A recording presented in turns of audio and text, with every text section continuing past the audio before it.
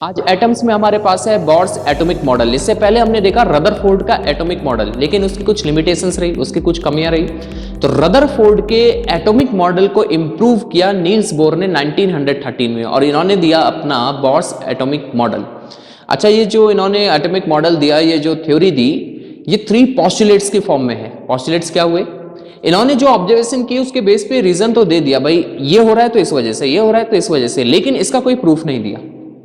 तो यही पढ़ने वाले हैं आज हम, बोर का atomic model, Bohr's model of hydrogen atom.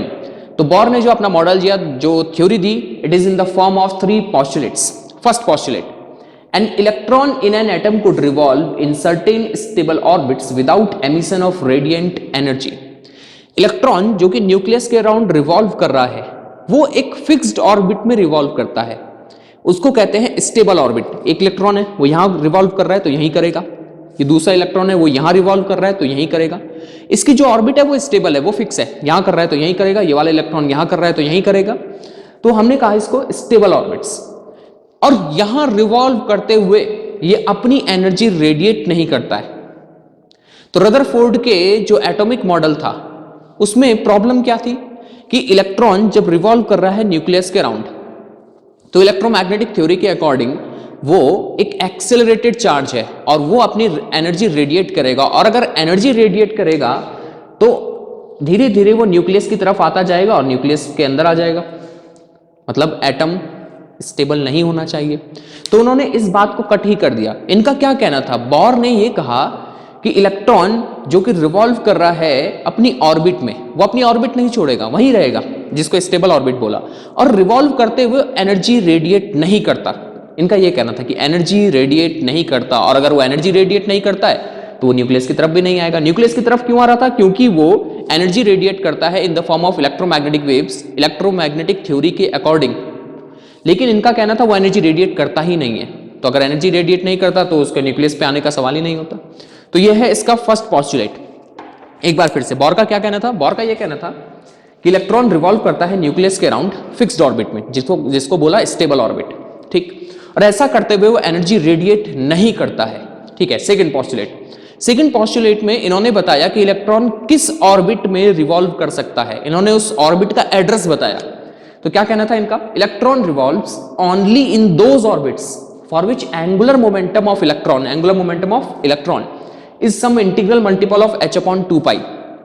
Electron उसी ऑर्बिट में रिवॉल्व कर सकता है जहां उसका एंगुलर मोमेंटम इंटीग्रल मल्टीपल होगा h/2π के। Angular momentum L is equal to integral multiple of h/2π। वहीं वो इलेक्ट्रॉन रिवॉल्व कर सकता है जहां उसका एंगुलर मोमेंटम किसके इक्वल हो रहा होगा? Integral multiple of h/2π। h क्या है? Planck's constant, 2π is 2πn, n is equal to 1 2 3। n है principal quantum number, orbit number. First orbit के लिए n equal to 1, second orbit 2, third orbit 3, ऐसा करके, ठीक। समझ गए ये भी? Third postulate. अब इनका क्या कहना था? इलेक्ट्रॉन एक ऑर्बिट से दूसरी ऑर्बिट में जा सकता है। अच्छा, ऑर्बिट क्या है? पाथ, इलेक्ट्रॉन का पाथ। देखो, ये न्यूक्लियस है और इलेक्ट्रॉन इसके अराउंड रिवॉल्व कर रहा है। इलेक्ट्रॉन एक ऑर्बिट से दूसरी ऑर्बिट में जा सकता है, लेकिन कब? इलेक्ट्रॉन वैसे अपनी ऑर्बिट में ही रिवॉल्व कर सकता, रिवॉल्व करता रहता है। इलेक्ट्रॉन अपनी ऑर्बिट में घूमता रहता है न्यूक्लियस के अराउंड, ठीक। एक इलेक्ट्रॉन है, ये दूसरा वाला इस ऑर्बिट में घूम रहा है, लेकिन इलेक्ट्रॉन एक ऑर्बिट से दूसरी ऑर्बिट में जा सकता है, लेकिन कब? 2 केस। या तो वो एनर्जी को एब्जॉर्ब करे, ध्यान से सुनना, या तो एनर्जी को एब्जॉर्ब करे। यहां पे इलेक्ट्रॉन है, ये ऑर्बिट है, ठीक है, फर्स्ट ऑर्बिट अंदर वाली, और जो मैंने बाहर बनाई अभी वो है सेकंड ऑर्बिट। ये इलेक्ट्रॉन है। ये इलेक्ट्रॉन अगर बाहर से एनर्जी को एब्जॉर्ब करता है, हम इसको एनर्जी देते हैं इन द फॉर्म ऑफ फोटॉन्स, मतलब लाइट, ठीक, या कोई और फॉर्म में एनर्जी देते हैं, तो ये इलेक्ट्रॉन यहां से जंप करके यहां चला जाएगा दूसरे ऑर्बिट में और यहां घूमने लगेगा। समझिए समझिए, इलेक्ट्रॉन एक ऑर्बिट से दूसरी ऑर्बिट में जा सकता है, लेकिन कब? केस नंबर 1, या तो वो एनर्जी को एब्जॉर्ब करे, एनर्जी बाहर से दें उसको, इलेक्ट्रॉन यहां जंप कर गया, ठीक। इलेक्ट्रॉन अब ज्यादा देर तक यहां नहीं रहता है। हमने बाहर से एक एटम को एनर्जी दी, लाइट दी, तो इलेक्ट्रॉन ने एनर्जी ली और यहां से जंप करके इस ऑर्बिट में चला गया, यहां घूमने लगा। अब इलेक्ट्रॉन बहुत देर तक यहां नहीं रहता है, वो ट्रांजिशन करके नीचे आ गया, यहां से फिर जंप करके नीचे आ गया, ऐसे। जब वो नीचे आएगा तो यहां से वो एनर्जी रिलीज करता है इन द फॉर्म ऑफ फोटॉन्स। किसकी फॉर्म में? फोटॉन्स की फॉर्म में। तो इलेक्ट्रॉन एक ऑर्बिट से दूसरी ऑर्बिट में जा सकता है, लेकिन कब? या तो हम उसको एनर्जी दें, केस नंबर 1 क्या दें उसको? एनर्जी दें, तो वो आउटर ऑर्बिट में चला जाएगा, बाहर वाली ऑर्बिट में, ठीक है। वो बहुत देर तक वहां नहीं रहेगा, फिर वहां से नीचे आ जाएगा, वहां से अपनी ऑर्बिट छोड़ के ऊपर वाली नीचे आ जाएगा इनर ऑर्बिट में। और ऐसा करते हुए जब वो ऐसा करेगा, ऊपर से नीचे आएगा, तो वो एनर्जी रिलीज करेगा in the form of photons. Energy बाहर से देके वो आउटर ऑर्बिट में, आउटर से इनर, आउटर से अंदर वाली ऑर्बिट में अपने आप आ रहा है, बाहर वाली ऑर्बिट से अंदर वाली ऑर्बिट में अपने आप आ रहा है, लेकिन एनर्जी रिलीज करके। समझ गए? यही थर्ड पॉस्टुलेट है। N electron might make a transition from one of its non radiating orbits. इनको नॉन रेडिएटिंग ऑर्बिट्स कहते हैं। क्यों नॉन रेडिएटिंग ऑर्बिट्स? क्योंकि इलेक्ट्रॉन जब ऑर्बिट में रिवॉल्व कर रहा है तो एनर्जी रेडिएट नहीं करता है। इनका ये कहना था फर्स्ट पॉस्टुलेट में, तो इसको कहते हैं non radiating orbit. So an electron might make a transition from one of its non radiating orbits to another. जा सकता है यहां से इस ऑर्बिट में, यहां से इस ऑर्बिट में, लेकिन कब? द डिफरेंस कब कब कब जाएगा? जब एनर्जी एब्जॉर्ब करता है यहां से ऊपर, और बहुत देर तक यहां नहीं रहता, नीचे आ गया। ठीक, समझ गए ना दोनों चीजें? एक है एब्जॉर्प्शन और एक है एमिशन। ठीक, the difference in total energy of electron in the two permitted orbits is absorbed one electron jumps from inner orbit to outer orbit. अगर वो एनर्जी एब्जॉर्ब करेगा तो यहां से यहां चला जाएगा। और and emitted, energy is emitted when it jumps from outer to inner orbit. बाहर से अंदर आएगा तो एनर्जी एमिट होती है। दोनों केस क्लियर हो गए? और जो एनर्जी का डिफरेंस, जो एनर्जी वो एब्जॉर्ब करेगा, जैसे हम बाहर से एनर्जी दे रहे हैं ना, इन the form of light, in the form of photons. एक एटम को हमने बाहर से एनर्जी दी, उस पर लाइट डाली, तो इलेक्ट्रॉन यहां से ऊपर चला गया, यहां से यहां गया इलेक्ट्रॉन, यहां से यहां इलेक्ट्रॉन गया बाहर से एनर्जी देने में। ठीक, ध्यान से सुनना, ठीक है। तो उस फोटोन की, जो हमने फोटोन उस पर डाला, उसकी एनर्जी कितनी रही होगी? कितनी एनर्जी उस फोटोन की रही होगी जो हमने इस पे डाला, और इलेक्ट्रॉन ने यहां से यहां जंप कर दिया। सपोज इलेक्ट्रॉन की टोटल एनर्जी इस ऑर्बिट में है E1। कितनी है? E1। ध्यान देना, मैं इसको फिर से ड्रॉ करता हूं। ठीक है, ये तो आप समझ गए ना कि अगर एटम एनर्जी एब्जॉर्ब करेगा तो इलेक्ट्रॉन ट्रांजिशन करेगा इनर से आउटर ऑर्बिट में। अगर एनर्जी दे रहे हैं और बहुत देर तक ऊपर नहीं रहेगा, नीचे आ जाएगा, एनर्जी एमिट करेगा। ठीक है, अब ध्यान देना, ये न्यूक्लियस है और ये है इलेक्ट्रॉन, ये ऑर्बिट है उसकी, ये इलेक्ट्रॉन है। हमने बाहर से एनर्जी दी, ठीक, बाहर से एनर्जी दी, तो यहां से इलेक्ट्रॉन जंप करके यहां चला गया। ठीक है, यहां से इलेक्ट्रॉन ऊपर निकल गया। सपोज यहां इलेक्ट्रॉन की टोटल एनर्जी थी E1 और इस ऑर्बिट में अब वो घूमने लगा, यहां इलेक्ट्रॉन की टोटल एनर्जी है E2। वो यहां से यहां गया, यहां से यहां गया। इलेक्ट्रॉन की यहां टोटल एनर्जी E1, इलेक्ट्रॉन की यहां टोटल एनर्जी E2। ठीक, हमने बाहर से कितनी एनर्जी दी? सपोज एनर्जी दी E, तो E किसके इक्वल होगा? ये E एनर्जी जो हमने बाहर से दी, इट इज इक्वल टू, ध्यान देना, E2 माइनस E1। बाहर से जो हमने फोटोन दिया, जो लाइट दी, उसकी एनर्जी किसके इक्वल है? E2 minus E1। ठीक है, समझ गए ना इतना? ये कहें यहां जो उसकी एनर्जी होगी E2, यहां जो एनर्जी होगी E2, it is E plus E1। पहले उसकी एनर्जी, फिर से पहले उसकी एनर्जी, इलेक्ट्रॉन की टोटल एनर्जी थी इस ऑर्बिट में E1। हमने उसको बाहर से फोटोन दिया जिसकी एनर्जी है E, लाइट दी जिसमें फोटोन की एनर्जी है E, तो उसकी टोटल एनर्जी कितनी हो गई? E plus E1। तो E प्लस E1 जब उसकी एनर्जी हो जाएगी तो वो इस ऑर्बिट में नहीं रह सकता। अब वो यहां चला गया और यहां उसकी एनर्जी कितनी हो गई? E2।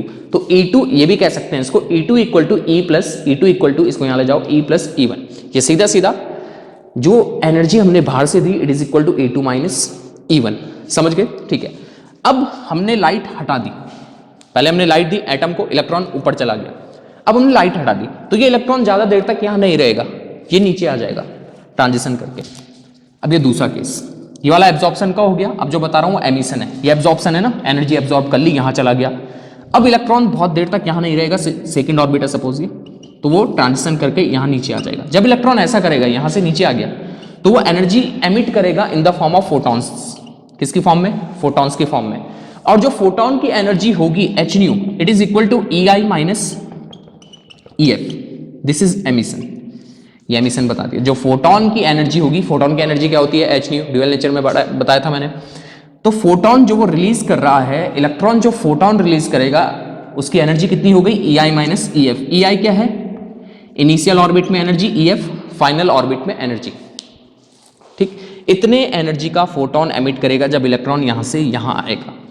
तो समझ गए ये सब, बोर के पॉस्टुलेट्स क्लियर हुए। तो ये है बोर का एटॉमिक मॉडल। इन्होंने 3 पॉस्टुलेट्स दिए। पॉस्टुलेट्स मतलब इन्होंने जो ऑब्जर्वेशन की उस पर रीजन तो दे दिया लेकिन कोई प्रूफ नहीं था। फर्स्ट इनका कहना था कि इलेक्ट्रॉन एक अपनी ऑर्बिट में ही घूमता रहेगा, जिसको स्टेबल ऑर्बिट बोला, और ऐसा करते हुए अपनी एनर्जी रेडिएट नहीं करेगा। तो यहां पे जो रदरफोर्ड के मॉडल पे कुछ कमी आई थी कि ये न्यूक्लियस इलेक्ट्रॉन धीरे धीरे धीरे धीरे धीरे यहां चला जाएगा। क्यों ऐसे जा रहा था, क्योंकि इलेक्ट्रोमैग्नेटिक थ्योरी के अकॉर्डिंग ये एक एक्सेलरेटेड चार्ज है, ये एनर्जी रेडिएट करता रहेगा इन the form of electromagnetic waves. ठीक, तो धीरे धीरे इसकी एनर्जी कम होगी, वो यहाँ न्यूक्लियस की तरफ आ जाएगा। लेकिन इनका ये कहना था कि वो एनर्जी रेडिएट करता ही नहीं है, फर्स्ट पॉस्टुलेट। सेकंड पॉस्टुलेट, इन्होंने कहा इलेक्ट्रॉन उसी ऑर्बिट में घूम सकता है जहां पे उसका एंगुलर मोमेंटम इंटीग्रल मल्टीपल होगा h/2π के, n प्रिंसिपल क्वांटम नंबर है, orbit number n = 1 2 3 and so. Third इनका कहना था कि इलेक्ट्रॉन एक ऑर्बिट से दूसरी ऑर्बिट में जा सकता है, जब उसको एनर्जी देंगे वो अंदर से बाहर वाली ऑर्बिट में चला जाएगा। ठीक, और अगर हमें E एनर्जी दी, E एनर्जी बाहर से दी, पहले उसकी एनर्जी E1 थी, तो अब कितनी हो गई, E2 equal to E plus E2 equal to E plus E1, या E जो एनर्जी बाहर से दी it is equal to energy difference of 2 orbits. सही है। अब वो बहुत देर तक ऊपर नहीं रहेगा, यहां से ट्रांजिशन करके नीचे वाली ऑर्बिट में आ जाएगा नीचे, और ऐसा करते हुए जब ऊपर से नीचे आएगा तो वो फोटोन एमिट करेगा, फोटोन एमिट करेगा जिसकी एनर्जी होगी, फोटोन की एनर्जी h न्यू, जो कि होगी EI minus EF। EI EF, EI initial orbit में जो उसकी एनर्जी थी, EF फाइनल ऑर्बिट में जो उसकी एनर्जी हो गई। ठीक है, इतना समझ गए। अब आगे कैलकुलेशन है, इतना क्लियर हो गया, इसको नोट कर लो। ये है एब्जॉर्प्शन और ये है एमिशन। ठीक है, सही है इतना। चलो, अब ये तो ठीक है। अब यहां ऑर्बिट में इलेक्ट्रॉन की एनर्जी है कितनी, मैंने एनर्जी का तो बता दिया E2 E1, लेकिन ये है कितनी। फर्स्ट ऑर्बिट में इलेक्ट्रॉन की एनर्जी कितनी होती है, सेकंड ऑर्बिट में इलेक्ट्रॉन की टोटल एनर्जी कितनी होती है, थर्ड ऑर्बिट में इलेक्ट्रॉन की टोटल एनर्जी कितनी होती है। अब उसके लिए एक्सप्रेशन निकालना है तो कैलकुलेशन है। चलिए इसको हटा दूं, ठीक है, इसको। अब इलेक्ट्रॉन की एनर्जी निकालते हैं nth ऑर्बिट में, लेकिन उससे पहले चलना पड़ेगा यहां से। Velocity of electron, velocity of electron in nth orbit. nth orbit मतलब किसी भी ऑर्बिट में, हम फर्स्ट के लिए भी निकालेंगे, सेकंड, थर्ड, फोर्थ, लेकिन एक जनरल n के लिए बनाएंगे। तो nth ऑर्बिट में वेलोसिटी कितनी है इलेक्ट्रॉन की, पहले यहां से चलना पड़ेगा एनर्जी निकालने के लिए nth ऑर्बिट में। ठीक है, इसके लिए हम हेल्प लेंगे बोर के सेकंड पोस्टुलेट की, जिसके according angular momentum of electron is equal to integral multiple of h/2π। Electron उसी ऑर्बिट में रिवॉल्व कर सकता है जहां पे उसका एंगुलर मोमेंटम nh/2π के इक्वल होगा। n is an integer, n equal to 1 2 3 and so on. ठीक है, अब एंगुलर मोमेंटम का फॉर्मूला क्या होता है, angular momentum is mv/r, m mass of electron, v velocity of electron, r जिस ऑर्बिट में वो घूम रहा है उसका रेडियस। ठीक हो गया, चलो इतना क्लियर हुआ। अब इसको देखो जनरल के लिए बना लेते हैं। General, m mass of electron, ये तो सभी इलेक्ट्रॉन का मास एक जैसा होगा। Velocity of electron in nth orbit, r radius of electron of nth orbit, मतलब रेडियस ऑफ nth ऑर्बिट, सीधा ऐसे बोल लो, ये होता है ना न्यूक्लियस, पॉजिटिव चार्ज, इलेक्ट्रॉन इसके अराउंड रिवॉल्व कर रहे हैं। ये फर्स्ट ऑर्बिट, सेकंड ऑर्बिट, इनका रेडियस अलग अलग है, फर्स्ट का कम है, सेकंड का ज्यादा है। ठीक, तो रेडियस ऑफ nth ऑर्बिट लिख लिया, तो mvn/rn is equal to nh/2π, ये जनरल बना लिया। सही हो गया इतना। चलो इसकी हेल्प लेंगे और आगे बढ़ेंगे। पहले वेलोसिटी निकालेंगे फिर एनर्जी तक पहुंचेंगे। देखते हैं, S mvn/rn is equal to nh/2π। ठीक है इतना, ठीक है।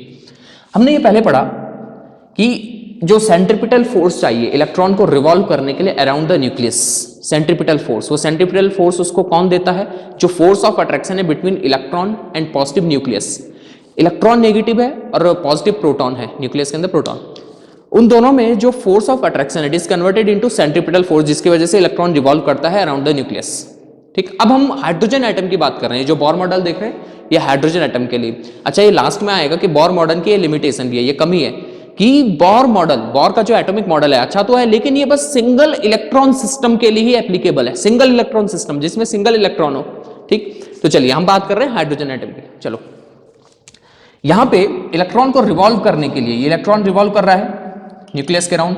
इलेक्ट्रॉन को रिवॉल्व करने के लिए जो सेंट्रीपिटल फोर्स चाहिए, कितना सेंट्रीपिटल फोर्स, mv²/r। जनरल बात कर रहे हैं तो मास ऑफ इलेक्ट्रॉन, सब इलेक्ट्रॉन्स का mass same, velocity of electron in nth orbit, radius of nth orbit, it is equal to, ये सेंट्रीपिटल फोर्स हो गया, mv²/r, it is equal to force of attraction between electron and proton 1/4πε0 q1 q2 दोनों का charge same, e², दोनों का charge e। Electron proton के between force of attraction कितना होगा, 1/4πε0 q1 q2, एक का चार्ज e, दूसरे का भी e, q1 q2 e² हो गया, अपॉन दोनों के बिटवीन डिस्टेंस का स्क्वायर। डिस्टेंस कितनी है इन दोनों के बिटवीन, जितना ऑर्बिट का रेडियस है, तो rn², एक पावर गई rn से rn, तो यहां पे हमारे पास आ गया mvn² is equal to 1/4πε0 e²/rn। हमें चाहिए velocity of electron in nth orbit, हमें vn चाहिए, तो हमने कहा यहां पे rn रख लो यहां से उठा के। तो यहां पे थोड़ा कैलकुलेशन है, जल्दी कर रहा हूं, समझ जाना।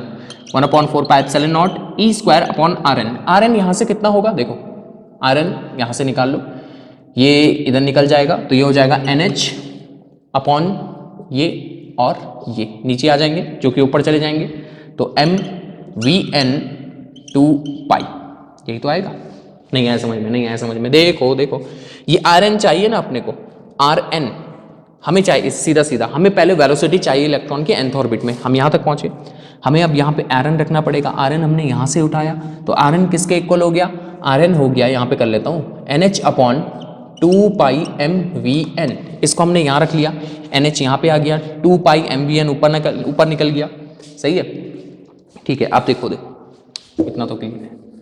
अब देखो vn से एक पावर कैंसिल हो गई, तो m से m भी कैंसिल हो गया भाई, m से m भी कैंसिल हो गया, पाई से पाई भी हो गया, यहाँ 2, तो vn कैलकुलेशन करके देखना, vn इज इक्वल टू क्या मिलेगा, ये मिलेगा हमें e², ऊपर e² ही तो बचा, ये vn एक पावर कैंसिल हो गई ना, तो e²/2ε0 nh, this is velocity of electron in nth orbit. First orbit में निकालनी है, n = 1 कर दो, फर्स्ट ऑर्बिट में वेलोसिटी निकालनी है इलेक्ट्रॉन की, n = 1 कर दो, ये तो कांस्टेंट है epsilon not, permittivity of free space, h Planck's constant, e charge of electron.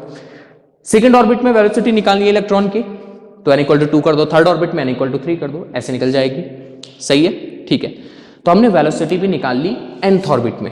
अब रेडियस, nth ऑर्बिट का रेडियस, nth जब मैं बात कर रहा हूं ना, nth का मतलब क्या है, आप तो समझ गए होंगे, nth मतलब 1 के लिए एक जनरल फॉर्मूला, nth का मतलब एक जनरल फॉर्मूला, 1 रख दो, फर्स्ट ऑर्बिट की वेलोसिटी आ जाएगी, फर्स्ट ऑर्बिट में इलेक्ट्रॉन की वेलोसिटी, 2 रख दो, सेकंड ऑर्बिट में जो इलेक्ट्रॉन होगा उसकी वेलोसिटी आ जाएगी।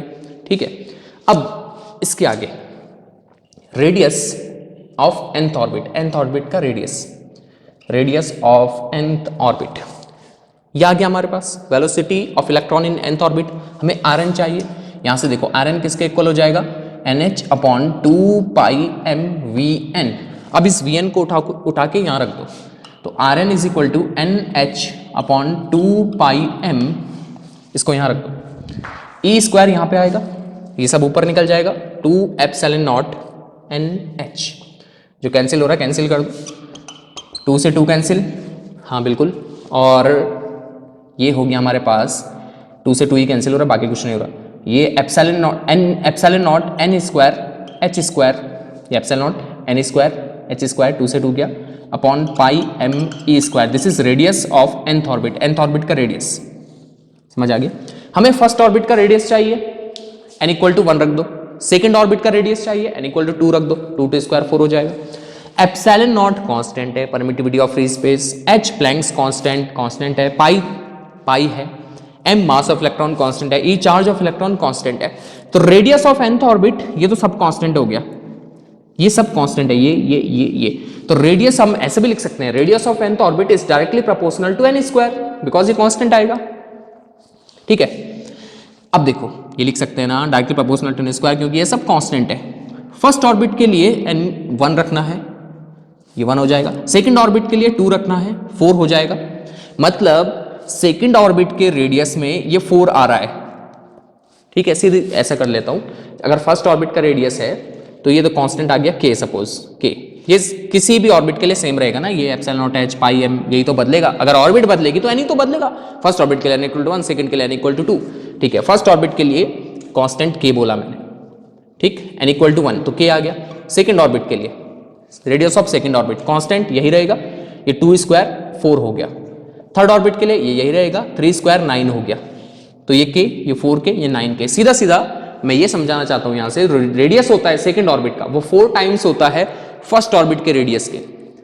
थर्ड ऑर्बिट का रेडियस 9 टाइम्स होता है फर्स्ट ऑर्बिट के रेडियस के। सेकंड ऑर्बिट का रेडियस 4k मतलब 4 टाइम्स है फर्स्ट ऑर्बिट के रेडियस के। थर्ड ऑर्बिट का रेडियस 9k मतलब 9 टाइम्स है फर्स्ट ऑर्बिट के रेडियस के। सही है। अब देखो यहां से आगे बढ़िए, इतना तो बात समझ में आ गई होगी। यहां पे देखो, यहां पे हम ये सब वैल्यूज यहां पे रखते हैं, हम फर्स्ट ऑर्बिट का रेडियस निकालते हैं, तो जो फर्स्ट ऑर्बिट का रेडियस आएगा वो आता है, ये सब वैल्यूज रखें, n इक्वल टू 1 रख दो, इसकी वैल्यू रखो, इसकी वैल्यू रखो, इसकी वैल्यू रखो, 5.29 into 10 to the power -11 metre, this is radius of first orbit, और इसको कहते हैं बोर रेडियस, बोर रेडियस, और इसको a नॉट से भी डिनोट करते हैं, a नॉट ऐसे बोर रेडियस को। तो बोर रेडियस क्या है, रेडियस ऑफ फर्स्ट ऑर्बिट, जो कि इसके इक्वल होती है 5.29 फर्स्ट ऑर्बिट का radius, 5.29 into 10 to the power -11 metre, a not से डिनोट करते हैं, उसको कहते हैं बोर रेडियस। तो मुझे बताइए सेकंड ऑर्बिट का रेडियस कितना होगा, इसके 4 टाइम्स, इसको 4 से मल्टीप्लाई करना पड़ेगा, अभी बताए कैसे। थर्ड ऑर्बिट का रेडियस कितना होगा, उसमें ये 9 आ जाएगा, कांस्टेंट वही रहेगा, तो 9 से मल्टीप्लाई करना, ये फर्स्ट ऑर्बिट का आ गया। सेकंड के लिए 2 स्क्वायर 4, 4 से मल्टीप्लाई कर दो। थर्ड ऑर्बिट का रेडियस 339, 9 से मल्टीप्लाई कर दो। थर्ड ऑर्बिट, फोर्थ ऑर्बिट का रेडियस 4 4 16, 16 से मल्टीप्लाई कर दो, वो फोर्थ ऑर्बिट का रेडियस आ जाएगा। समझ गए इतना, ये क्लियर हुआ, बोर रेडियस समझ में आ गया। चलो अब आगे बढ़ो, अब रेडियस भी आ गया nth ऑर्बिट का, वेलोसिटी भी आ गई इलेक्ट्रॉन की nth ऑर्बिट में। अब हमें निकालना है energy of electron in nth orbit. nth orbit में इलेक्ट्रॉन की एनर्जी कितनी होगी, ये इंपॉर्टेंट है। वैसे तो इंपॉर्टेंट सभी है, लेकिन एनर्जी ज्यादा इंपॉर्टेंट है, तो लिखिए अब इसी के अंदर energy of electron, energy of electron in nth orbit, energy of electron in nth orbit, ये दिखाई दे रहा है, हल्का तो नहीं हो, ठीक है। Energy of electron in nth orbit, energy निकालनी है, ठीक है। एनर्जी हमने इससे पहले किया था, देखिए हम बात किसकी कर रहे हैं, यहाँ पे हाइड्रोजन एटम की बात कर रहे हैं, ठीक। एनर्जी हमने इससे पहले किया था कि energy of electron is -e² upon 8 pi epsilon naught r, याद है। Total energy of electron, total energy ही लिख लेते हैं इसको, नहीं तो आप इसको काइनेटिक पोटेंशियल समझने लगो। Total energy, total energy of electron in nth orbit, total energy कितनी आई थी, -e² upon 8 pi epsilon naught r। Total energy electron की -e² upon 8 pi epsilon naught r। अगर इसको एक जनरल बनाए तो ऐसे आ जाएगा, energy of electron in nth orbit. ये कहाँ था, कहाँ से आया था, ये हमने लेक्चर नंबर 1 में किया था, 12.1 में देख लेना। तो energy of electron in nth orbit is -e² upon 8 pi epsilon not rn, ठीक। यहाँ पे मैंने बताया भी था कि नेगेटिव का मीनिंग है कि electron is bound to the nucleus, बंधा हुआ है, मतलब अगर हमें इलेक्ट्रॉन को अलग करना है न्यूक्लियस से तो हमें इतनी ही प्लस में एनर्जी देनी पड़ेगी, देख लेना उसको भी 12.1 को, ठीक है। ये एनर्जी आ गई इलेक्ट्रॉन की nth ऑर्बिट में -e² upon 8 pi epsilon not rn। अब rn का वैल्यू यहाँ रखो, हमें एनर्जी के लिए एक्सप्रेशन चाहिए nth ऑर्बिट में, तो rn का वैल्यू यहाँ रख दो, तो हमारे पास आ जाएगा En is equal to -e² upon 8 pi epsilon not, इसको यहाँ रखना है, ये ऊपर निकल जाएगा, पाई m e² ऊपर निकल गया, और नीचे रह गया एप्सिलॉन नॉट n² h², ठीक, यही तो रह गया, हाँ बिल्कुल ठीक। अब इसको सही से लिखें तो ये हो जाएगा, पाई से पाई गया ना, -m e⁴ अपॉन ये -m e⁴, ये हो जाएगा 8 epsilon not square n² h², सही है। This is energy of electron in nth orbit, ये ध्यान में रखना, ये हम बाद में भी यूज करने वाले। तो अगर फर्स्ट ऑर्बिट के लिए चाहिए n = 1 कर दो, सेकंड के लिए चाहिए n = 2 कर दो। अच्छा, ये जो एनर्जी आएगी इसका वैल्यू रख के, मास of electron, charge of electron, epsilon not h, सब ऐसा यूनिट में रखो तो जूल में आएगी। हम इसको ईवी में कन्वर्ट कर लेते हैं, तो energy of electron in nth orbit eV में कन्वर्ट कर लेते हैं, so -13.6 upon n square electron volt. 1 electron volt किसके इक्वल होता है, यहाँ पे लिख लो 1 electron volt is equal to 1.6 into 10⁻⁻19 joule. अब वो मैं कैलकुलेशन नहीं कर रहा हूँ, मैथ से यहाँ पे m रख के, e रख के, एप्सिलॉन रख के, h रख के, जब सब ऐसा यूनिट में रखेंगे इनको तो एनर्जी आएगी जूल में। हमने उसको eV में कन्वर्ट कर लिया तो energy of electron in nth orbit is -13.6 upon n square electron volt. 1 electron volt is 1.6 into 10⁻19 joule. ये इंपॉर्टेंट है, ठीक है। एनर्जी इलेक्ट्रॉन की nth ऑर्बिट में कितनी आ गई, -13.6 upon n square eV। This is energy of electron in nth orbit, electron volt में। समझ गए इतना, इसको करो, इसको करो, फिर आगे चलते हैं। आगे चलो, आगे लिखिए एनर्जी लेवल्स। ये क्या हुआ देखते हैं अभी, एनर्जी लेवल्स, एनर्जी लेवल्स, आगे लिखिए एनर्जी लेवल्स, एनर्जी लेवल्स। तो एनर्जी लेवल डायग्राम बनाएंगे यहाँ पे हाइड्रोजन के लिए, हाइड्रोजन के लिए एनर्जी लेवल डायग्राम भी बनाएंगे। देखो एनर्जी लेवल्स क्या है, मुझे बताइए जब इलेक्ट्रॉन की nth ऑर्बिट में इतनी एनर्जी होती है तो फर्स्ट ऑर्बिट में कितनी होगी, n = 1 रख देंगे, n = 1। फर्स्ट ऑर्बिट में जो इलेक्ट्रॉन फर्स्ट ऑर्बिट में रिवॉल्व कर रहा होगा उस पर टोटल एनर्जी कितनी है, n = 1 कर दो, -13.6 eV। सही है, n = 1 कर दो, 1 स्क्वायर 1, वो -13.6 आ गया। माइनस फिर से यहाँ पे क्या शो कर रहा है कि electron is bound to the nucleus. Second orbit में जो इलेक्ट्रॉन रिवॉल्व कर रहा होगा उस पर टोटल एनर्जी कितनी है, इसको 2 कर दो, 2 to 4 -13.6 अपॉन 4, इसको सॉल्व करोगे -3.4 eV। थर्ड ऑर्बिट में जो इलेक्ट्रॉन रिवॉल्व कर रहा होगा थर्ड ऑर्बिट में उसकी एनर्जी कितनी है 339, तो ये हो जाएगा -1.51 eV।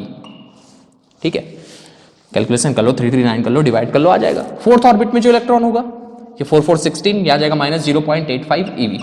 ऐसे ही आप निकाल सकते हैं फिफ्थ में आगे भी। ठीक, ये समझ में आ गया।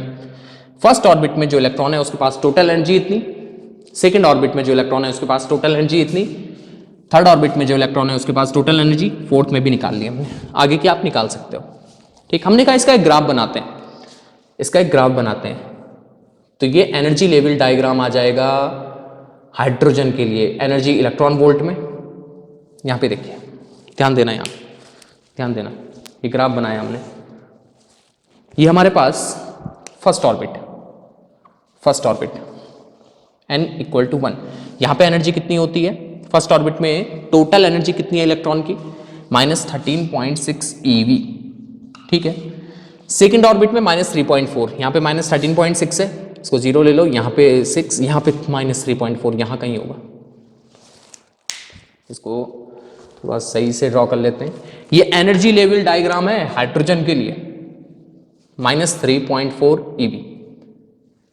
ठीक, ये सेकंड ऑर्बिट में जो इलेक्ट्रॉन्स हैं। थर्ड ऑर्बिट में जो है -1.5, यहाँ पे कहीं होगा, थर्ड ऑर्बिट में -1.5। फोर्थ ऑर्बिट में जो इलेक्ट्रॉन्स है -0.85, यहाँ पे कर लो, फोर्थ ऑर्बिट में -0.85। ऐसे ही आता रहेगा, फिफ्थ ऑर्बिट में ऐसे निकाल सकते हैं। अगर आप ध्यान दो तो जैसे जैसे ऑर्बिट नंबर इंक्रीज हो रहा है, first orbit, second orbit, third orbit, electron की एनर्जी बढ़ती जा रही है। पहले तो -13.6 है ना, फर्स्ट ऑर्बिट में जो इलेक्ट्रॉन्स हैं उनकी एनर्जी -13.6, बहुत कम। सेकंड में थोड़ा ज़्यादा हो गई, -3.4, ज़्यादा हो गई ना, ये मत सोचो कम हो गई, ज़्यादा हो गई, माइनस में है ये, माइनस में। ठीक है, अच्छा हाईएस्ट एनर्जी लेवल कितना है, हाईएस्ट एनर्जी कितनी है, highest energy level, highest energy level है 0 eV, highest energy level 0 energy. और 0 एनर्जी कब होगी, एनर्जी 0 कब होगी, जब n इनफाइनाइट हो जाए।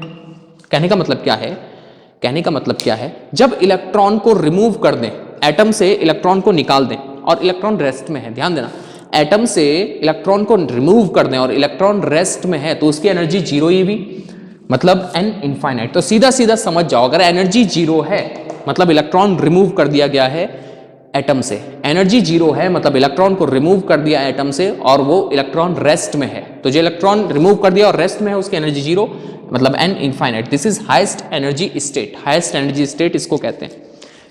समझ गए ना इतना? This is energy level diagram for hydrogen.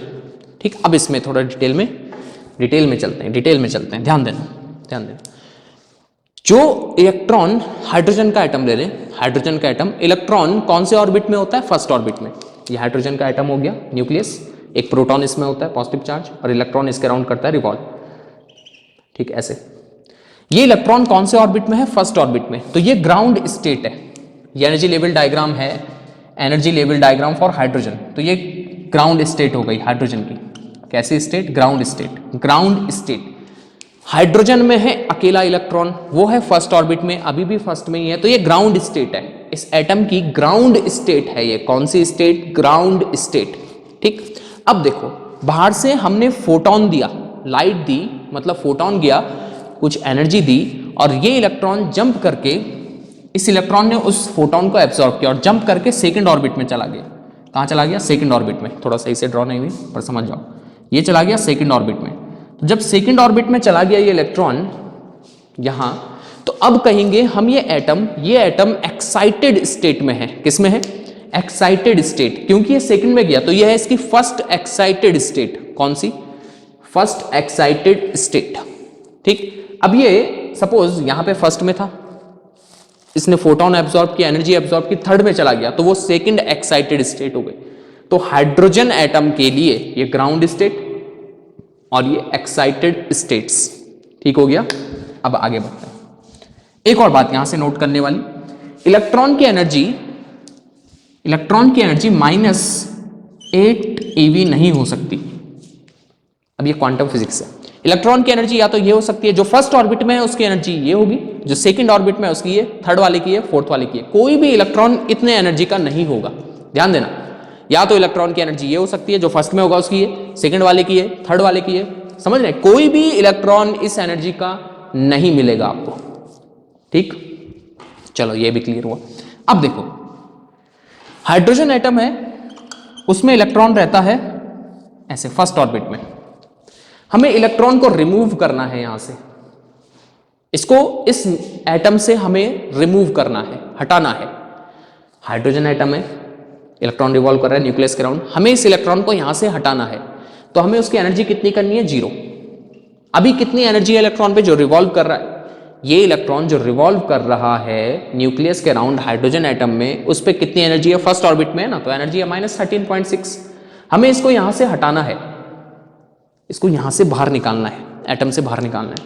तो मतलब एनर्जी कितनी करनी है? 0। तो एनर्जी 0 करने के लिए हम इस पे कितनी एनर्जी का फोटोन डालेंगे? हमें इस इलेक्ट्रॉन की एनर्जी को कितना करना है? 0 करना है। अभी ये फर्स्ट ऑर्बिट में है, हाइड्रोजन एटम है, फर्स्ट ऑर्बिट में इलेक्ट्रॉन है, घूम रहा है। कितनी एनर्जी इसके पास है? -13.6। हमें इसको यहां से निकालना है, मतलब एनर्जी 0 करनी है। तो कितने एनर्जी का फोटोन इसको देना पड़ेगा? इसकी एनर्जी 0 करने के लिए हमें इसको देना पड़ेगा +13.6 eV का फोटोन। मतलब हमें इसको +13.6 eV एनर्जी देनी पड़ेगी। इतनी एनर्जी देनी पड़ेगी, तब इसकी टोटल एनर्जी 0 हो जाएगी, मतलब ये यहां से बाहर आ जाएगा। इसको कहते हैं इसकी आयनाइजेशन एनर्जी। क्या बोलेंगे? Ionization energy. नहीं आया समझ में?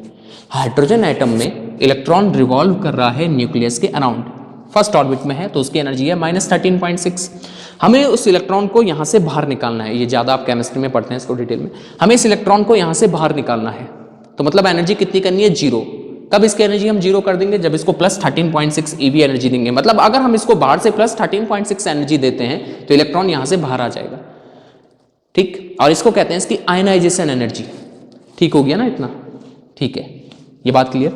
अब आगे ध्यान देना, अब इंपॉर्टेंट है जो ये हाइड्रोजन एटम, इलेक्ट्रॉन रिवॉल्व कर रहा है फर्स्ट ऑर्बिट में, तो एनर्जी कितनी है? -13.6 eV उस पे एनर्जी है। ठीक, हम इसको बाहर से एक फोटोन देते हैं, बाहर से मतलब इसको लाइट देते हैं, लाइट मतलब फोटॉन्स। ठीक है, फोटोन की एनर्जी है सपोज 10.2 eV। कितनी एनर्जी है फोटॉन्स की? 10.2 eV। फोटोन की एनर्जी है 10.2 eV। हमने फोटोन इस पे इंसिडेंट कराया, इस एटम पे, तो ये इलेक्ट्रॉन इस फोटोन को एब्जॉर्ब करेगा, और फोटोन, इस इलेक्ट्रॉन की टोटल एनर्जी कितनी हो जाएगी? अभी कितनी है? -13.6। इसने 10.2 वाले को एब्जॉर्ब किया, टोटल एनर्जी कितनी हो गई? -3.4 eV। टोटल एनर्जी -3.4 हो गई। अब इस ऑर्बिट ने कहा तुम यहां नहीं रह सकते, इलेक्ट्रॉन को बोला, क्योंकि यहां ऑर्बिट में रहने के लिए, फर्स्ट ऑर्बिट में रहने के लिए तो इतनी एनर्जी चाहिए, आपके पास तो एनर्जी हो गई -3.4, आप यहां नहीं रह सकते। तो इस ऑर्बिट ने इसको भगा दिया। अब ये कौन सी ऑर्बिट में जाएगा ये इलेक्ट्रॉन? ये चले जाएगा उस ऑर्बिट में जहां पे एनर्जी -3.4 है। -3.4 कौन से ऑर्बिट में? सेकंड। तो ये इलेक्ट्रॉन जंप करके सेकंड में चला गया। ठीक, और मैंने स्टार्टिंग में बताया ये है एनर्जी को एब्जॉर्ब करना। जब एब्जॉर्ब करता है तो नीचे वाले ऑर्बिट से आउटर ऑर्बिट में चले जाता है, इनर ऑर्बिट से आउटर ऑर्बिट में। ठीक, अब समझ में आया क्यों गया? एक बार फिर से क्यों गया?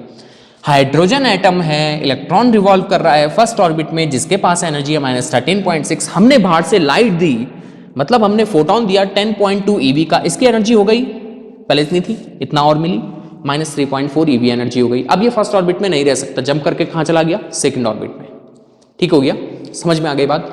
इतनी बात क्लियर। अब हमने लाइट हटा दी, ये इलेक्ट्रॉन ज्यादा देर तक यहां नहीं रह सकता, सेकंड ऑर्बिट में, सेकंड ऑर्बिट में नहीं रह सकता, तो ये फिर नीचे आएगा।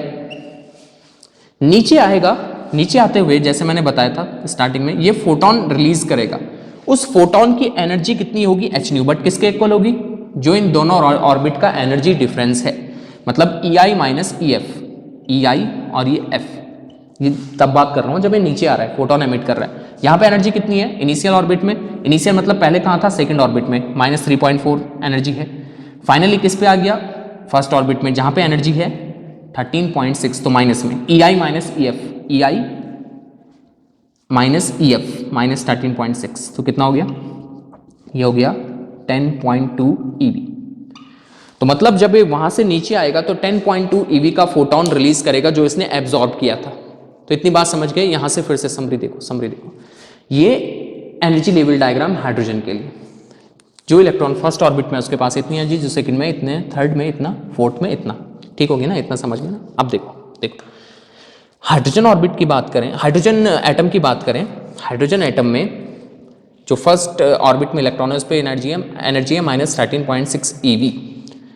अगर हम इसको +13.6 eV दे दें तो इसकी एनर्जी जीरो हो जाएगी। ये इलेक्ट्रॉन इस एटम से बाहर आ जाएगा, इसको कहते हैं आयनाइजेशन एनर्जी। ठीक, अब हमने इसको 10.2 eV एनर्जी दी, 10.2 eV एनर्जी का फोटोन इस पे स्ट्राइक कराया, तो इसकी एनर्जी हो जाएगी -3.4। अब ये सेकंड ऑर्बिट में जंप करके चला जाएगा, ज्यादा देर तक वहां नहीं रहेगा, ट्रांजिशन करके नीचे आएगा, फोटोन रिलीज करेगा जिसकी एनर्जी भी इतनी ही होगी 10.2 eV, क्योंकि इसने यही एब्जॉर्ब किया था तो यही रिलीज करेगा।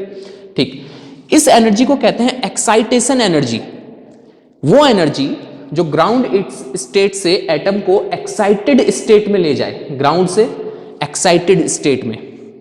बताया ना मैंने, ये ग्राउंड स्टेट, ये फर्स्ट एक्साइटेड स्टेट, ये सेकंड एक्साइटेड स्टेट, ये third excited state hydrogen atom के लिए। तो वो एनर्जी जो ग्राउंड स्टेट से एक्साइटेड स्टेट में पहुंचा दे उसको कहते हैं एक्साइटेशन एनर्जी। समझ गए दोनों में डिफरेंस? आयनाइजेशन एनर्जी जो इलेक्ट्रॉन को रिमूव कर दे, कितनी एनर्जी उसको इलेक्ट्रॉन को रिमूव करने के लिए चाहिए, वो आयनाइजेशन एनर्जी, ज्यादा डिटेल में आप केमिस्ट्री में पढ़ते हैं। और एक्साइटेशन एनर्जी जो ग्राउंड स्टेट से एक्साइटेड स्टेट ले जाने में कितनी एनर्जी चाहिए, वो है एक्साइटेशन एनर्जी। ठीक, एक्साइटेशन एनर्जी मतलब ग्राउंड स्टेट से एक्साइटेड स्टेट ले जाने के लिए कितनी एनर्जी चाहिए। और आयनाइजेशन एनर्जी मतलब आयन बनाने के लिए मतलब इलेक्ट्रॉन को एटम से निकालने के लिए कितनी एनर्जी चाहिए। यहां तक भी क्लियर हो गया। अब एक और इंपॉर्टेंट, इतनी बातें अच्छे से क्लियर होनी चाहिए। अब एक और इंपॉर्टेंट देखो, हमारे पास फिर से हाइड्रोजन एटम, ये न्यूक्लियस और ये इलेक्ट्रॉन रिवॉल्व कर रहा है फर्स्ट ऑर्बिट में। ठीक है, इसकी एनर्जी कितनी है जो फर्स्ट ऑर्बिट में होगा? ये अच्छा नहीं बना, इसको यहां से ऐसे कर लो। जो फर्स्ट ऑर्बिट में है उसकी एनर्जी कितनी होगी? -13.6 eV।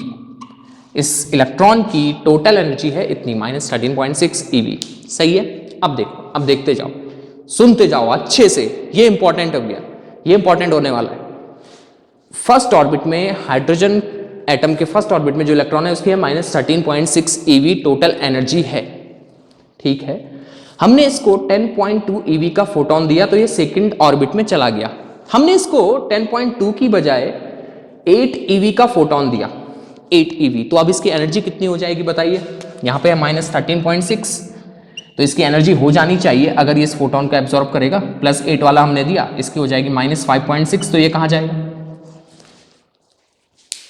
यहां पे फर्स्ट ऑर्बिट में जो है उसकी एनर्जी है -13.6। हमने 8 eV एनर्जी का फोटोन दिया तो एनर्जी हो जानी चाहिए -5.6। तो ये कौन सी ऑर्बिट में जाएगा?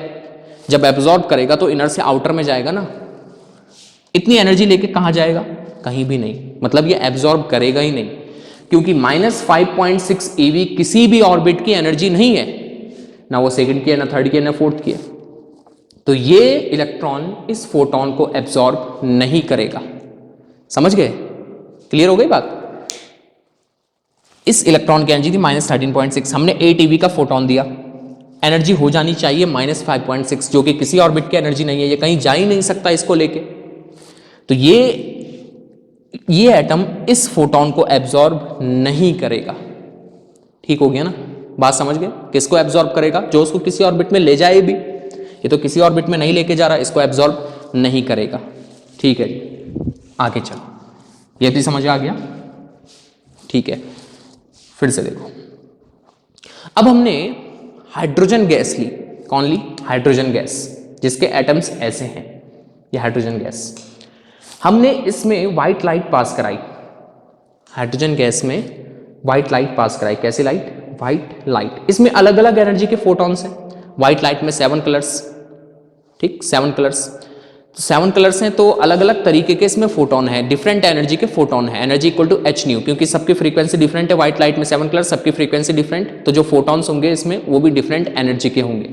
ठीक, अब इसमें एक फोटोन है अलग अलग एनर्जी के, एक है 10.2 का, एक 8 का, सपोज एक 9 का। तो ये इलेक्ट्रॉन किस फोटोन को एब्जॉर्ब करेगा? जो इसको किसी ऑर्बिट में लेके भी जाए। तो सपोज इसने 10.2 वाले को एब्जॉर्ब कर लिया, तो इलेक्ट्रॉन की एनर्जी कितनी हो गई? इसने 10.2 को एब्जॉर्ब कर लिया, पहले इसकी -13.6 थी, 10.2 को एब्जॉर्ब कर लिया, एनर्जी हो गई -3.4। जंप करके कहां चला गया? आउटर ऑर्बिट में, सेकंड ऑर्बिट में, क्योंकि सेकंड में ही 3.4 eV एनर्जी होती है। ठीक है, कहां चला गया? सेकंड ऑर्बिट में चला गया। इसने 10.2 eV वाले फोटोन को एब्जॉर्ब किया और सेकंड ऑर्बिट में चला गया। अब ध्यान देना, ध्यान देना, जब व्हाइट लाइट थी, व्हाइट लाइट हमने इसको प्रिज्म से पास कराया था, simple white light, hydrogen gas नहीं है, ध्यान से सुनना, इस सबको भूल जाओ, वापस यहां पे आओ। व्हाइट लाइट प्रिज्म से पास कराया, तो यहां पे हमको कंटिन्यूअस स्पेक्ट्रम मिल रहा था। अब ये कंटिन्यूअस स्पेक्ट्रम क्या होता है, ये भी मैंने फर्स्ट लेक्चर में बताया था। Continuous spectrum, white light, prism, continuous spectrum.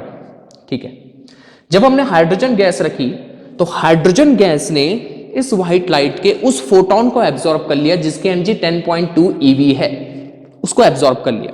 अगर उस फोटोन को एब्जॉर्ब कर लिया, उस फोटोन को एब्जॉर्ब कर लिया, तो वो फोटोन यहां नहीं पहुंच रहा है स्क्रीन पे, तो वो कंटिन्यूअस स्पेक्ट्रम हमको नहीं मिलेगा। तो हमको एक जगह में से डार्क लाइन मिलेगी, यहां पे लाइट नहीं पहुंची। डार्क क्यों मिली? यहां पे डार्क क्यों मिली? डार्क मतलब कोई भी लाइट नहीं। तो यहां लाइट क्यों नहीं पहुंची? क्योंकि ये वाले जिस फोटोन को यहां पहुंचना था, व्हाइट लाइट के जिस फोटोन को यहां पहुंचना था, वो तो हाइड्रोजन गैस ने एब्जॉर्ब कर लिया, हाइड्रोजन गैस के एटम ने एब्जॉर्ब कर लिया। नहीं आया समझ में? एक बार फिर से, व्हाइट लाइट हाइड्रोजन गैस नहीं है, प्रिज्म है, कंटिन्यूअस स्पेक्ट्रम, कोई डार्क लाइन नहीं है। जैसे ही हाइड्रोजन गैस रखी, तो एक फोटोन जिसकी एनर्जी 10.2 eV है, हाइड्रोजन गैस ने उसको एब्जॉर्ब कर लिया, एटम ने उसको एब्जॉर्ब कर लिया, हाइड्रोजन के एटम ने उसको एब्जॉर्ब कर लिया। अगर वो एब्जॉर्ब कर लिया, तो वो फोटोन यहां नहीं पहुंचा, डार्क लाइन। और इस स्पेक्ट्रम को क्या कहते हैं? Absorption spectrum. ये भी बताया था मैंने स्टार्टिंग में, क्या कहते हैं इसको? Absorption spectrum. तो इतनी बात क्लियर हुई, एब्जॉर्प्शन स्पेक्ट्रम में डार्क लाइन क्यों मिल रही है? क्योंकि वहां पे फोटोन नहीं पहुंचा। क्यों नहीं पहुंचा? क्योंकि उसको तो हाइड्रोजन ने एब्जॉर्ब कर लिया। एब्जॉर्ब करने का मतलब इलेक्ट्रॉन फर्स्ट ऑर्बिट में था, 10.2 eV का फोटोन उसने ले लिया, और वो इलेक्ट्रॉन कहां चले गया? सेकंड ऑर्बिट में। ठीक है, एब्जॉर्ब करने का मतलब क्या? ये एक्साइटेड स्टेट में पहुंचा दिया उसने एटम को, एक्साइटेड स्टेट में। क्लियर हो गई बात? तो एब्जॉर्प्शन स्पेक्ट्रम क्लियर हुआ। अब देखो, हमने व्हाइट लाइट को हटा दिया, व्हाइट लाइट को हटा दिया। अब जब व्हाइट लाइट को हटा दिया, तो ये इलेक्ट्रॉन अब सेकंड ऑर्बिट में नहीं रहेगा। ठीक, अब ये ट्रांजिशन करके ऐसे नीचे आ जाएगा। और बताया मैंने, जब ये नीचे आता है, इलेक्ट्रॉन जब ऊपर जाता है आउटर ऑर्बिट में, तो मतलब वो एनर्जी को एब्जॉर्ब कर रहा है, ज्यादा देर तक वहां नहीं रहेगा, नीचे आएगा, मतलब वो फोटोन को रिलीज करेगा। जब ऊपर से नीचे आता है तो फोटोन को रिलीज करेगा। और फोटोन की एनर्जी कितनी होगी? ये सेकंड में था ना, सेकंड से फर्स्ट में आया, सेकंड से फर्स्ट में आया, तो जो फोटोन की एनर्जी होगी वो एनर्जी डिफरेंस के इक्वल होगी इन दोनों ऑर्बिट के बिटवीन जो है। और एनर्जी डिफरेंस कितना है? जितना उसने एब्जॉर्ब किया था, 10.2। तो ये 10.2 eV एनर्जी का फोटोन एमिट करेगा, 10.2 eV का। तो जहां पे आपको पहले डार्क लाइन दिखी थी स्क्रीन में, अब वहां पे आपको ब्राइट दिखेगी। क्यों ब्राइट दिखी? क्योंकि इसने यही फोटोन रिलीज किया। जिस फोटोन को पहले पहुंचना था वहां पे, जब व्हाइट लाइट थी, वो वहां पे नहीं पहुंचा क्योंकि हाइड्रोजन ने उसको एब्जॉर्ब कर लिया। अब जब व्हाइट लाइट नहीं है तो इलेक्ट्रॉन ट्रांजिशन करके नीचे आया। जब इलेक्ट्रॉन ट्रांजिशन करके नीचे आया तो फोटोन रिलीज हुआ जिसकी एनर्जी 10.2 eV है, जिसको पहले एब्जॉर्ब कर लिया था अब वो रिलीज कर लिया, तो अब वो फोटोन वहां पहुंच गया। वहां पे आपको एक ब्राइट लाइन दिखी, जहां पे पहले डार्क दिखा था वहां पे क्या दिखा, ब्राइट दिखा। और ये कैसा स्पेक्ट्रम है, एमिशन स्पेक्ट्रम। तो समझ गया एमिशन स्पेक्ट्रम क्यों दिखता है, क्लियर हो गई बात, ये बात क्लियर हुई। तो बोर ने ऐसे एक्सप्लेन कर लिया लाइन स्पेक्ट्रा ऑफ हाइड्रोजन को, जो रदरफोर्ड का मॉडल नहीं कर पा रहा था। रदरफोर्ड के अकॉर्डिंग कंटिन्यूअस स्पेक्ट्रम दिखाना चाहिए हाइड्रोजन को, लेकिन रियलिटी में हाइड्रोजन दिखाता है लाइन स्पेक्ट्रम, जो कि यहां से एक्सप्लेन कर लिया गया। समझ गया, पूरी प्रोसेस को समझिए। हाइड्रोजन का एटम, व्हाइट लाइट, एक फोटोन ऐसा था जो इलेक्ट्रॉन को सेकंड ऑर्बिट में ले गया, यहां ऊपर चला गया। क्योंकि वो फोटोन एब्जॉर्ब कर लिया गया तो वो स्पेक्ट्रम में नहीं दिखेगा, वहां पे डार्क दिखेगा। अब व्हाइट लाइट हटा दी तो वो इलेक्ट्रॉन जो ऊपर गया था ट्रांजिशन करके नीचे आ गया, ग्राउंड स्टेट में आ गया एटम अपनी ग्राउंड स्टेट में। पहले तो एक्साइटेड स्टेट में गया था ना, ग्राउंड में आ गया। जब ऐसा करेगा ऊपर से नीचे आएगा तो फोटोन रिलीज होगा जिसकी एनर्जी डिफरेंस के इक्वल होगी। जो दोनों ऑर्बिट के बिटवीन एनर्जी डिफरेंस है उसके इक्वल एनर्जी का फोटोन रिलीज होगा। तो जहां पे पहले डार्क था वहां पे ब्राइट दिखाई देगा। This is emission spectrum. समझ गए ना क्या है ये? तो ऐसे एक्सप्लेन कर लिया गया हाइड्रोजन के लाइन स्पेक्ट्रम को। ठीक है, अब आगे बढ़ते हैं। अब इसको थोड़ा और डिटेल में लेके जाते हैं। जो डिफरेंट सीरीज हमको मिली थी, डिफरेंट सीरीज मिली थी ना, अलग अलग सीरीज, बामा series, Lyman series, bracket, Paschen, उन सबको समझते हैं। और जो एम्पेरिकल फॉर्मूला बनाया था बामन ने, क्या वो फॉर्मूला हम यहां से भी लेके आ सकते हैं? देखते हैं। लिखिए अब, line spectra of hydrogen, line spectra of hydrogen, line spectra of hydrogen. ठीक है, हम जानते हैं जब एक इलेक्ट्रॉन ट्रांजिशन करता है higher energy state, higher energy state मतलब outer orbit, higher energy state से जब कोई इलेक्ट्रॉन नीचे की तरफ आता है, आउटर ऑर्बिट से इनर ऑर्बिट, मतलब हायर एनर्जी स्टेट से लोअर एनर्जी स्टेट में आता है, तो वो फोटोन रिलीज करता है जिसकी एनर्जी होती है एच न्यू। फोटोन की एनर्जी क्या होती है? H new. और ये किसके इक्वल होती है? Energy of electron in initial orbit minus energy of electron in final orbit. कहने का मतलब क्या है? ये न्यूक्लियस है, एक इलेक्ट्रॉन यहां से नीचे आया तो वो फोटोन रिलीज करेगा जिसकी एनर्जी होती है एच न्यू। यहां इस ऑर्बिट में उसकी टोटल एनर्जी थी ई आई, इस ऑर्बिट में उसकी टोटल एनर्जी है ई एफ। तो जो फोटोन रिलीज करेगा उसकी एनर्जी किसके इक्वल होगी? ई आई minus E F.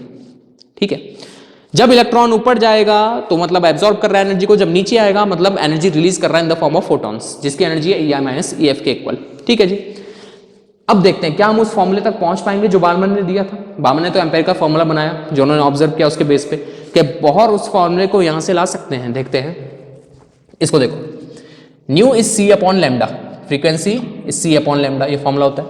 E i energy of electron in initial orbit, यहां से रखो, minus m e to the power 4 upon 8 epsilon not square h square ni square, इसको ni कर लेंगे, इनिशियल ऑर्बिट नंबर।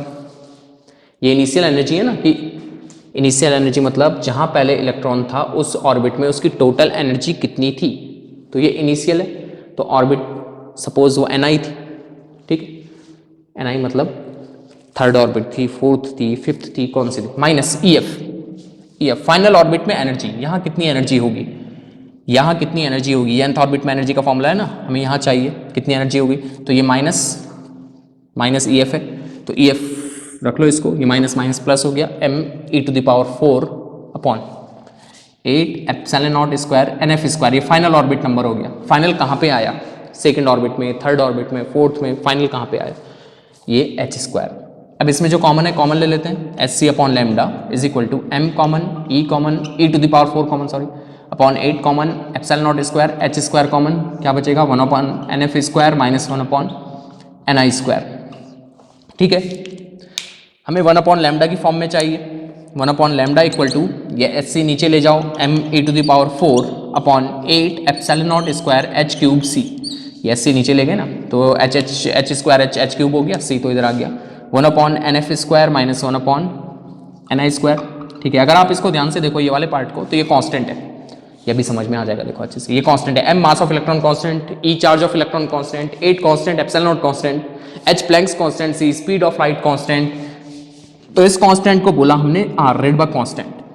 तो ये इस फॉर्म में आ गया 1/nf square minus 1/ni square. इस फॉर्मूले को नहीं भूलना, 1/λ equal to R, 1/nf square minus 1/ni square. R क्या है? Rydberg constant. R is equal to me⁴/8 epsilon not square h cube c. जब इसका वैल्यू आप रखोगे me8 एप्सिलॉन नॉट h सी, जब इन सब का वैल्यूज आप पुट करोगे तो ये आपको मिलता है 1.03 इंटू 10⁷ पर मीटर। ये मिलता है रेडबर्ग कांस्टेंट, जो कि इसके इक्वल 1.03 इंटू 10⁷ पर मीटर। सही है, ठीक। अब देखिए यहां, यह है इंपॉर्टेंट फॉर्मूला। यहां पे आ जाओ, यहां पे आ जाओ, ध्यान दो। इस NF को 2 रख दो, इसको 2 रख दो, और NI को 3, 4, 5 कुछ भी रख लो, 3, 4, 5 so on। इसको 2 रख लो, 1/2 स्क्वायर माइनस 1/3 रख लो, 4 रख लो, 5 रख लो। क्या ये उसी फॉर्म में नहीं आ गया जो बामन ने फॉर्मूला दिया था 1885 में? यस, यही तो था वो, कि 1/λ equal to R 1/2 square minus 1/3 square, 4 square, 5 square, उसी फॉर्म में आ गया। और वहां पे जो आर का वैल्यू उन्होंने दिया था, इस कांस्टेंट का वैल्यू जो उन्होंने दिया था, वो था 1.097 इंटू 10⁷ पर मीटर। यहां पे जो निकल के आया, इट इज 1.03 इंटू 10⁷ पर मीटर, जो कि बिल्कुल क्लोज है, बहुत क्लोज है। जो बाल्मर ने एम्पेरिकल फॉर्मूला दिया था उसके बहुत करीब है आर का वैल्यू। जो उन्होंने अपना फॉर्मूला दिया था उसमें जो आर का वैल्यू था, यहां से जो आर का वैल्यू आया, वो बहुत क्लोज है। इसका मतलब ये होता है कि बोर का जो मॉडल दिया हुआ है वो बिल्कुल सही है, बामर से मैच करता है। एक बार फिर से, अब बाल्मर में जो यहां पे 2 आया था वो हम समझ गए, उस 2 का क्या मतलब है। 2 का मतलब है कि इलेक्ट्रॉन फाइनली, ये NF क्या है? Final orbit. 2 का मतलब है कि इलेक्ट्रॉन फाइनली सेकंड ऑर्बिट में आ रहा है। ये फाइनल ऑर्बिट है, किस ऑर्बिट में आ रहा है? सेकंड ऑर्बिट में। Ni इनिशियल ऑर्बिट, पहले कहां था? ठीक, आर तो आ रहा है, लैम्डा वेवलेंथ कितनी मिलेगी हमें? तो सीधी सीधी बात, बाल्मर सीरीज जो थी वो विजिबल रीजन की थी। ठीक, अब समझिए, समझिए, अगर इलेक्ट्रॉन थर्ड, फोर्थ, फिफ्थ किसी भी ऑर्बिट से ट्रांजिशन करके सेकंड में आता है, थर्ड से सेकंड में, फोर्थ से सेकंड में, फिफ्थ से सेकंड में, ठीक है, ऊपर से नीचे, 1 से सेकंड में मत बोलना, ये Ni इससे ज्यादा होगा इनिशियल ऑर्बिट। तो अगर इलेक्ट्रॉन ट्रांजिशन करके फाइनली सेकंड में आता है, कहीं से भी, थर्ड से, फोर्थ से, फिफ्थ से, तो वो जो फोटोन रिलीज करेगा, वो फोटोन किस रेंज में, उस फोटोन की जो वेवलेंथ होगी वो किस रेंज की होगी? विजिबल रेंज की। समझ गए चीजों को? अगर इलेक्ट्रॉन थर्ड से, फोर्थ से, फिफ्थ से ट्रांजिशन करके सेकंड ऑर्बिट में आ रहा है, तो विजिबल लाइट एमिट होगी, क्योंकि जो फोटॉन्स एमिट हो रहे हैं उनकी वेवलेंथ रेंज किस रेंज की है? विजिबल रेंज की। तो सीधा सीधा ये समझिए, अगर थर्ड से, फोर्थ से, फिफ्थ से, सिक्स्थ ऑर्बिट से इलेक्ट्रॉन ट्रांजिशन करके सेकंड में आ रहा है, तो विजिबल लाइट एमिट होगी। इसको 2 रखो, इसको 3 रखो, 4 रखो या 5 रखो, जो वेवलेंथ आएगी वो विजिबल रीजन की आएगी। समझ गए इतना? ठीक है, अब आगे देखते हैं। देखो यहां सब क्लियर हो गया, इसको थोड़ा समझना पड़ेगा भाई, ढंग से अच्छे से देखना पड़ेगा। चलो अब ये एक और चीज इसमें देखो, एक एनर्जी लेवल डायग्राम अब ट्रांजिशन वाला बना देते हैं। एक ट्रांजिशन वाला एनर्जी लेवल डायग्राम देखो, ध्यान देना, इसमें ध्यान देना, अच्छे से देखना। यहां से ये एनर्जी हो गया इलेक्ट्रॉन वोल्ट में, ठीक। यहाँ हमारे पास फर्स्ट ऑर्बिट हो गई, n = 1 फर्स्ट ऑर्बिट। ये हमारे पास, इसमें एनर्जी कितनी? -13.6। सेकेंड ऑर्बिट एनर्जी कितनी? -3.4। और ये हमारे पास थर्ड ऑर्बिट एनर्जी कितनी? -1.51। और ये फोर्थ ऑर्बिट एनर्जी कितनी? फोर्थ ऑर्बिट में कितनी एनर्जी? ये हो गई हमारे पास -0.85। ऐसे हमारे पास ऊपर फिफ्थ ऑर्बिट भी होगी, फिफ्थ ऑर्बिट, ठीक है, देखते हैं। तो ऐसी सिक्स्थ ऑर्बिट भी होगी, सिक्स्थ भी होगी, ठीक। अगर इलेक्ट्रॉन ट्रांजिशन करके सेकंड ऑर्बिट में आ रहा है, थर्ड से सेकंड में आ रहा है, थर्ड से सेकंड में आ रहा है, ये हमारे पास फोर्थ से सेकंड में आ रहा है, ये हमारे पास फिफ्थ से सेकंड में आ रहा है, सेकंड में आ रहा है, सॉरी सेकंड में आ रहा है, यहाँ पे सेकंड में क्यों नहीं बनाया मैंने, सेकंड में आ रहा है, थर्ड से सेकंड में, फोर्थ से सेकंड में, फिफ्थ से सेकंड में, कहीं से भी सेकंड में आ रहा है, तो जो फोटोन रिलीज होगा वो कौन सी रीजन का होगा, उसकी वेवलेंथ किस रीजन की होगी, विजिबल रीजन की। और इस सीरीज को क्या कहते हैं, क्योंकि बालमन ने देखी थी, तो बामर सीरीज, बामर सीरीज, और कौन से रीजन की है, विजिबल, विजिबल रीजन। ठीक, ऐसे ही हम बाकी स्पेक्ट्रल सीरीज को भी समझा सकते हैं। लेमन सीरीज को अगर देखें तो यहां पे 1 था, मतलब इलेक्ट्रॉन अगर फाइनली 1 पे आ रहा है, फर्स्ट ऑर्बिट में आ रहा है ट्रांजिशन करके, कहां से, सेकंड से फर्स्ट में, थर्ड से फर्स्ट में, ये तो सही से ड्रॉ कर लेना, फोर्थ से फर्स्ट में, ऐसे ही फिफ्थ से फर्स्ट में, कहीं से भी फर्स्ट में आ रहा है, फर्स्ट में आ रहा है, फर्स्ट में आ रहा है, तो फर्स्ट में इसको 1 रखो, इसको 2, 3, 4, 5, 6 कुछ भी रखो, यहां पे जो वेवलेंथ मिलेगी वो किस रीजन की होगी, किस रीजन के फोटॉन्स एमिट होंगे, वो होंगे अल्ट्रावायलेट रीजन के। और इस सीरीज को क्या बोलते हैं, लेमन सीरीज, लेमन सीरीज। और ये कौन से रीजन के फोटॉन्स हैं, अल्ट्रावायलेट रीजन। ठीक है, अगर इलेक्ट्रॉन फाइनली थर्ड में आ रहा है, थर्ड में आ रहा है, थर्ड में आ रहा है, तो इस सीरीज को क्या बोलते हैं, ये हो गई हमारी पास्टन सीरीज, पास्टन सीरीज। और कौन से रीजन, इंफ्रारेड रीजन। ऐसे अगर इलेक्ट्रॉन फोर्थ में आ रहा है, ऐसे ही फिफ्थ में भी बना सकते हो, अगर फाइनली फोर्थ में आ रहा है तो ये कौन सी सीरीज, ब्रैकेट। और कौन सा रीजन, ये ब्रैकेट है, कौन सा रीजन, इंफ्रारेड रीजन। तो ये एनर्जी लेवल डायग्राम हो गया, ट्रांजिशंस भी दिखाएं इसमें, energy level diagram for hydrogen. समझ गए इतना। तो अब हम समझने लगे, क्या समझ गए, अगर इलेक्ट्रॉन ट्रांजिशन करके फर्स्ट में आता है तो वो जो फोटोन रिलीज करेगा उसकी वेवलेंथ किस रेंज की होगी, अल्ट्रावायलेट रीजन की, मतलब अल्ट्रावायलेट लाइट एमिट होगी, अल्ट्रावायलेट रेडिएशन निकलेगा। अगर इलेक्ट्रॉन सेकंड ऑर्बिट में आता है तो विजिबल रेडिएशन निकलेगा, विजिबल लाइट। अगर इलेक्ट्रॉन थर्ड में आता है तो इंफ्रारेड रेडिएशन निकलेगा। ठीक, और ये कौन कंट्रोल करेगा वेवलेंथ को, इस फॉर्मूले से हम वेवलेंथ दे सकते हैं। यहां पे 1 रख दो, 2, 3, 4, 5 कुछ भी रख दो, ये अल्ट्रावायलेट रीजन की वेवलेंथ आएगी। यहाँ पे 2 रख दो, 3, 4, 5 कुछ भी रख दो, ये विजिबल रीजन की वेवलेंथ आएगी। समझ गए, क्लियर हो गई बात। चलिए, अब ये सब तो बोर ने एक्सप्लेन कर दिया, लाइन स्पेक्ट्रा ऑफ हाइड्रोजन भी एक्सप्लेन कर दिया, ये भी समझा दिया भाई, जो बामन ने और भी साइंटिस्ट ने फॉर्मूला दिया था वो यहाँ से आ रहा था। लेकिन इसके बावजूद बोर्स एटॉमिक मॉडल की कुछ लिमिटेशंस रही। तो अब देखते हैं limitations of Bohr's atomic model. अब हमारे पास है limitations of Bohr's atomic model. First, it is applicable to single electron system only, single electron जिस एटम में है बस उसी के लिए एप्लीकेबल है। Second, it is unable to explain relative intensities of frequencies in spectrum of hydrogen. Hydrogen का जो लाइन स्पेक्ट्रम है उसमें जो हमें लाइंस मिलती हैं उनकी इंटेंसिटीज डिफरेंट होती है, कोई ज्यादा इंटेंसिटी की होती है तो कोई कम इंटेंसिटी की होती है। ये उनकी इंटेंसिटी कम और ज्यादा क्यों है ये मॉडल उसको नहीं समझा पाता है, तो ये भी लिमिटेशन है इसका। Third, it is unable to explain fine structure of spectral lines. जो स्पेक्ट्रल लाइंस हमें मिलती हैं, लाइन स्पेक्ट्रम ऑफ हाइड्रोजन में स्पेक्ट्रल लाइंस जो हमें मिलती हैं वो स्प्लिट हो जाती हैं और छोटी छोटी लाइंस में, तो ये मॉडल उसको भी नहीं समझा पाता। तो आपको बस यही लिखना है भी, it is unable to explain relative intensities of frequencies, it is applicable to single electron system only, और it is unable to explain fine structure of spectral lines। फिर ये समझाई जाती हैं 12th के बाद, जब आप हायर क्लासेस में जाएंगे 12th के बाद की क्लासेस में, फिर ये वहां पे आता है। तो इसमें इतना ही, पढ़ते रहिए इसको, मेहनत करते रहिए। Thank you.